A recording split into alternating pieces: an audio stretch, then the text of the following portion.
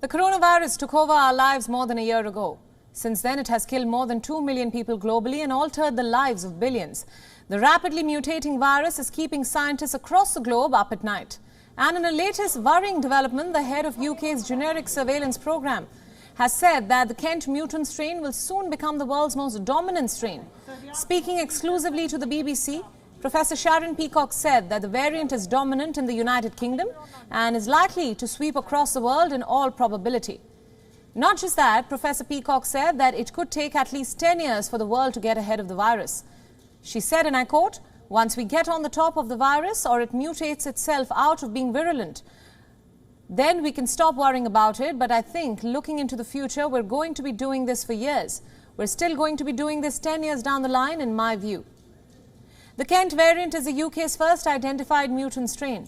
It is highly transmissible and the cause behind the UK's latest coronavirus surge and harsh combat measures. The Kent variant has already been detected in more than 50 countries up until now.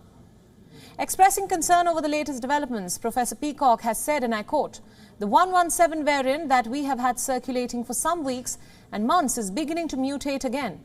And these new mutations could affect the way that we handle the virus in terms of immunity and effectiveness of vaccines." Professor Peacock highlighted another concern. The new mutation can threaten the global vaccination drives. As of now, 2 vaccines have been approved and are in use across the UK, the AstraZeneca and Pfizer vaccines.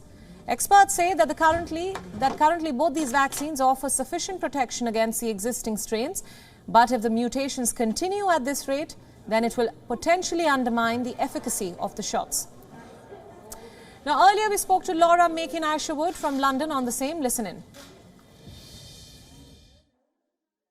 It does sound concerning, doesn't it? This warning came from a professor who heads up a group of scientists looking at mapping the virus, the genomics of it, assessing its characteristics, looking at how it's changing over time. And that warning that it may well sweep the globe sounds pretty bad. But I think it's something that scientists were actually expecting when it comes to a virus itself. They were expecting these kinds of changes as the virus passes through many millions of people around the globe, day after day after day. Changes will happen within it. It's a case of the survival of the fittest mentality with the virus. It's constantly trying to adapt to ensure that it can continue to move through people.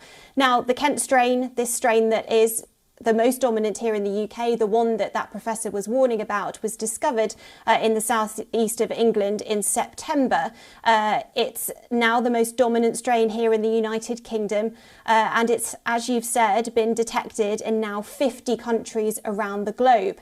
The concern about this strain is that it is very transmissible.